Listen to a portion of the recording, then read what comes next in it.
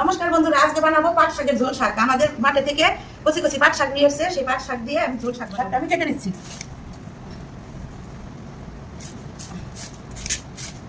পেঁয়াজটা কেটে নিচ্ছি, তারপরে কেটে নিচ্ছি কাঁচা লঙ্কা।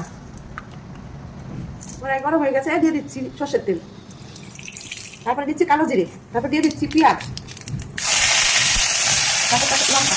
পেঁয়াজটা ভাজা ভাজা হয়ে গেছে, এখন দিয়ে দিচ্ছি শাক, তারপরে পরিমাণ মতো লবণ, একটু হলুদ। এই পাট শাক গরম খেতে খুব ভালো লাগে। ভাত একটা ভাজা ভাজা হয়ে গেছে, এবার আমি দিয়ে দিচ্ছি জল।